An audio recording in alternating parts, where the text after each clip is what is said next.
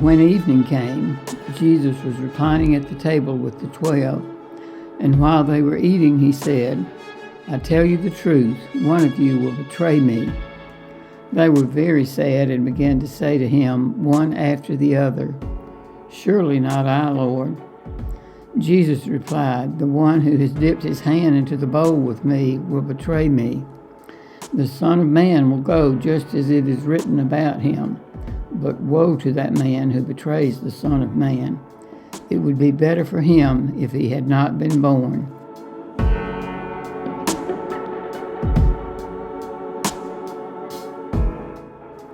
Then Judas, the one who would betray him, said, "Surely not I, Rabbi."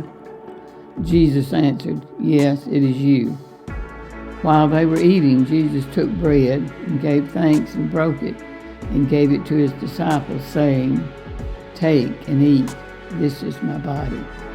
Then he took the cup, gave thanks, and offered it to them, saying, "Drink from it, all of you. This is my blood of the covenant, which is poured out for many for the forgiveness of sins. I tell you, I will not drink of this fruit of the vine from now on until the day when I drink it anew with you in my Father's kingdom." When they had sung a hymn, they went out to the Mount of Olives.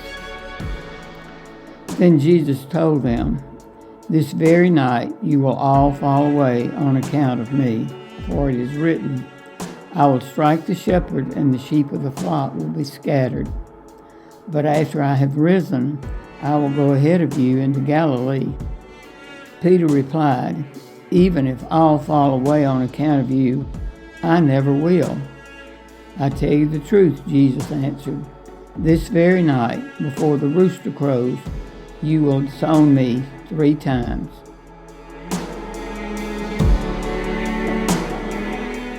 But Peter declared, "Even if I have to die with you, I will never disown you." And all the other disciples said the same.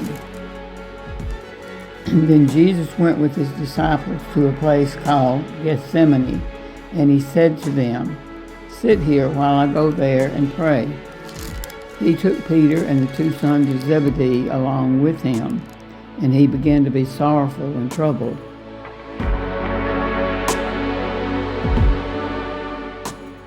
Then he said to them, "My soul is overwhelmed with sorrow to the point of death. Stay here and keep watch with me." Going a little further, he fell with his face to the ground and prayed, "My Father, if it's possible, may this cup be taken from me, yet not as I will, but as you will." Then he returned to his disciples and found them sleeping. "Could you men not keep watch with me for 1 hour?" he asked Peter. "Watch and pray so that you will not fall into temptation. The spirit is willing, but the body is weak." He went away a second time and prayed, "My Father, if it is not possible for the cup to be taken away unless I drink it, may your will be done." When he came back, he again found them sleeping because their eyes were heavy. So he left them and went away once more and prayed the 3rd time, saying the same thing.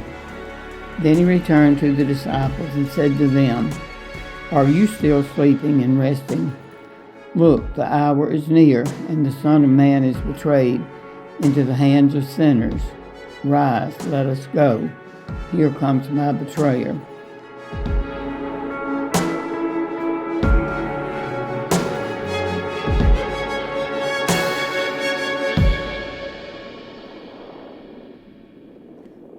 While he was still speaking, Judas, one of the 12, arrived. With him was a large crowd, armed with swords and clubs, sent from the chief priests and the elders of the people. Now the betrayer had arranged a signal with them. "The one I kiss is the man. Arrest him." Going at once to Jesus, Judas said, "Greetings, Rabbi," and kissed him. Jesus replied, "Friend, do what you came for." Then the men stepped forward, seized Jesus, and arrested him. With that, one of Jesus' companions reached for his sword, drew it out, and struck the servant of the high priest, cutting off his ear. "Put your sword back in its place," Jesus said to him, "for all who draw the sword will die by the sword. Do you think I cannot call on my Father, and he will at once put at my disposal more than 12 legions of angels? But how then would the scriptures be fulfilled that say it must happen in this way?" At that time Jesus said to the crowd, "Am I leading a rebellion that you have come out with swords and clubs to capture me? Every day I sat in the temple courts teaching, and you did not arrest me. But this has all taken place that the writings in the prophets might be fulfilled." Then all the disciples deserted him and fled.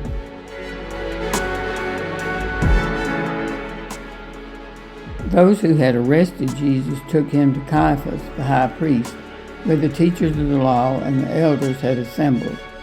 But Peter followed him at a distance, right up to the courtyard of the high priest. He entered and sat down with the guards to see the outcome. The chief priest and the whole Sanhedrin were looking for false evidence against Jesus so they could put him to death. But they did not find any, though many false witnesses came forward.